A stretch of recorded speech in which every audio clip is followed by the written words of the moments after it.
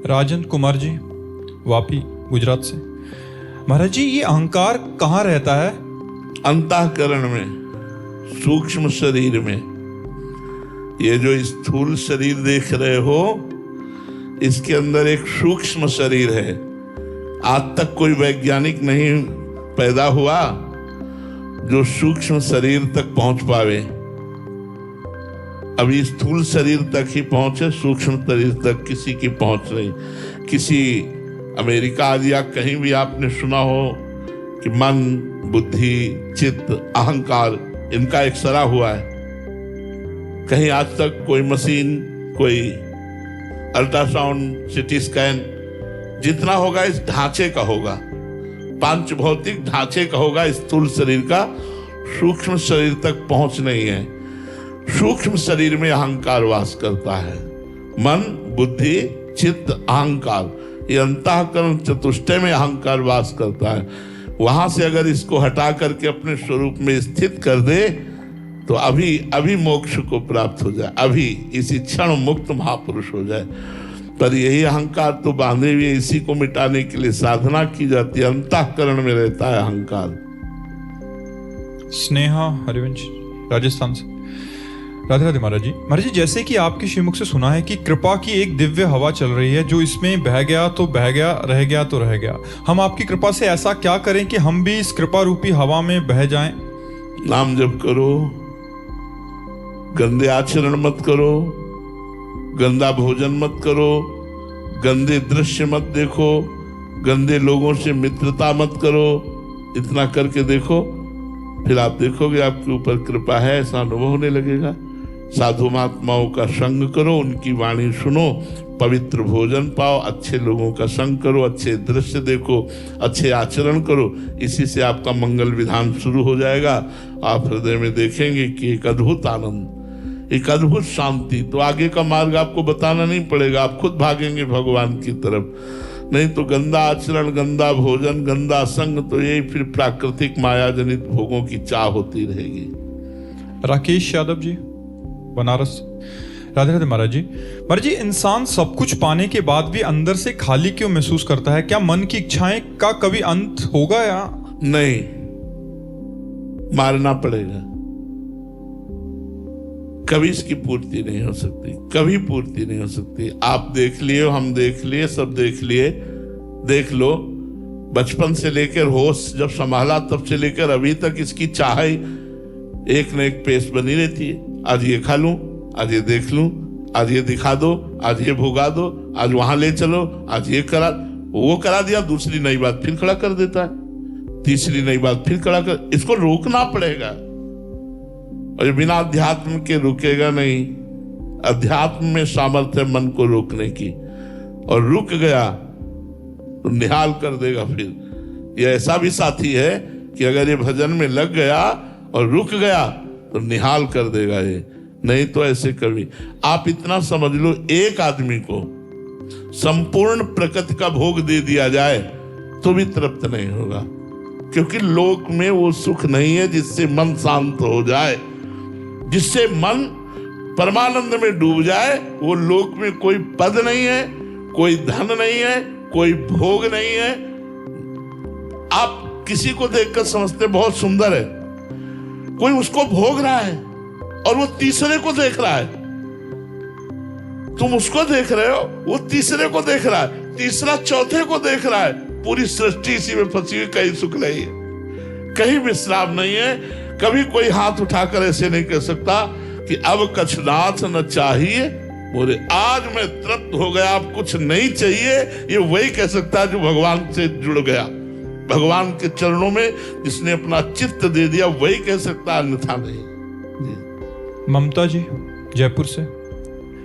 राधे राधे महाराज जी। महाराज जी, हमने ये तो पढ़ा है और समझा है कि अपने कर्म पर ध्यान दो और फल से मोह मत रखो। फिर भी महाराज जी, बीच बीच में न चाहते हुए भी फल का मोह हो जाता है। इस वजह से हमारे काम भी बिगड़ जाते हैं। तो अपनी इस प्रवृत्ति को कैसे सही किया जाए? हाँ, जो कर्म कीजिए उसे कृष्णार्पण वस्तु कीजिए, तो फल की आकांक्षा धीरे धीरे नष्ट हो जाएगी।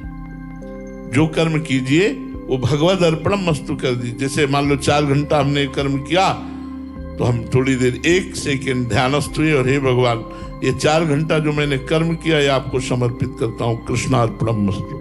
फिर 4 घंटा कर्म किया, फिर उसे भगवद अर्पित कर दिया। सोए उठे, सोने को भी भगवद अर्पित कर दिया। जगने से लेकर सोने तक, सोने से लेकर जगने तक हर चेष्टा यदि भगवद अर्पण कर दोगे तो आप महात्मा हो जाओगे। हृदय से देख लेना, इस साधन को करके देखो, कृष्णार्पणमस्तु, फिर इसका फल देखो कैसा आनंद प्रदान करता है। सब फलों से रहित करके परम पद रूपी फल प्रदान कर देगा। राधे राधे महाराज जी। महाराज जी, इनके परिवार में एक थोड़ा सा कसम को लेके एक वो है कि इनके बेटे ने एक लड़की पसंद किया तो दोनों तरफ से सहमति भी हो गई, तो इनके बेटे ने कसम खा ली कि शादी करूंगा तो इसी से करूंगा, नहीं तो नहीं करूंगा, कुंवारा रहूंगा। फिर महाराज जी, फिर बाद में पता चला कि लड़की कहीं और भी आसक्त है, तो फिर महाराज जी दोनों का रिश्ता टूट गया। अभी महाराज जी वो कसम बीच में आ रही है कहीं और जाने में। अरे भीष्म प्रतिज्ञा थोड़ी यार, छोड़ो यार, छोड़ जाओ यही वृंदावन में कसम छोड़ जाओ, कसम को वृंदावन में छोड़ दो। ऐसे बच्चों वाली बातें हैं ये कोई धैर्य पूर्वक बात नहीं, ये धर्म पूर्वक नहीं। ऐसे कैसे? जहां भगवान ने विधान बनाया वही हमारा ब्याह होगा ना। हम कसम कैसे खा सकते हैं? हम तो ये कह सकते हैं कि यदि हमारी आपकी मित्रता है, भगवान ने रचा होगा तो हमारा आपका ब्याह हो जाएगा, अगर भगवान ने नहीं रचा तो टूट जाएगा।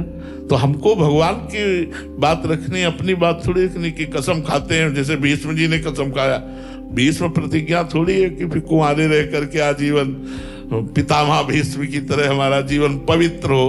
अगर ऐसा हो तो बताओ खड़े होकर के कि भीष्म की तरह तुम बाल ब्रह्मचारी रह सको तो फिर धन्य है, तुम्हारा साथ हम देंगे, वहां तुम्हें पहुंचा देंगे, रहो ब्रह्मचारी, आओ घर में रह करके तुम्हें पहुंचा देंगे। लेकिन कसम जैसे निर्वाह करना चाहते तो फिर वैसे ही चलो, तो घर में रहकर ब्रह्मचारी रहकर तुम्हें महात्मा बना देंगे, घर में रहकर तुम भगवान की प्राप्ति कर सकते हो। लेकिन नहीं बच्चा यार, ये सब बातें इनमें दम नहीं है। जिस समय मन अपने वेग में आएगा उस समय तुम, क्योंकि बिना साधना के मन को संयम में रखना बड़ा कठिन होता है। कई ऐसे साधन हैं जिनके द्वारा हम अपने आप को नष्ट कर लेते हैं, तो इसलिए इन कसमों पर ध्यान मत दीजिए। कोई सुयोग्य लड़की मिले तो आप माता पिता को प्रणाम करके और उनके आशीर्वाद से उसके साथ ब्याह कीजिए और गृहस्थ धर्म का निर्वाह कीजिए। मीरा देवी जी, रतनगढ़ से।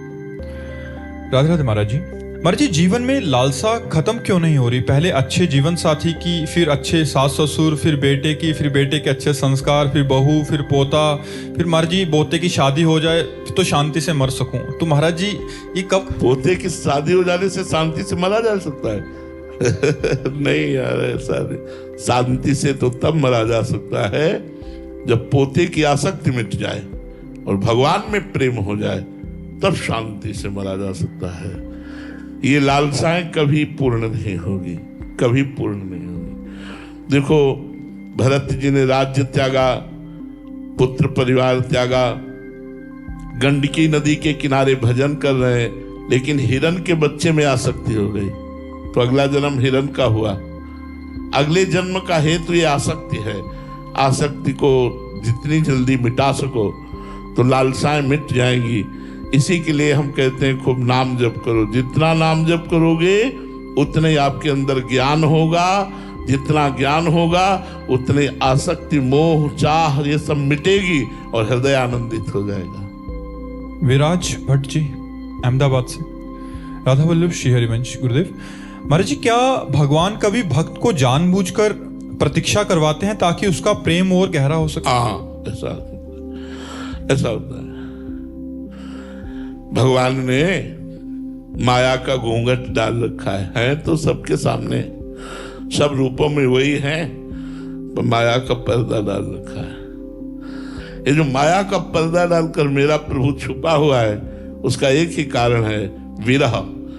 इतना हमें तड़पन हो जाए कि मैं सब कुछ भूल जाऊं और रोऊं उसके लिए। तो पर्दा हटाया तो जित देखूं तित श्याममयी है। जिधर देखो उधर श्याम सुंदर खड़े, जिधर देखो उधर भगवान विराजमान है। सिय राम में सब जग जानी, करो प्रणाम जोरी जुग पानी।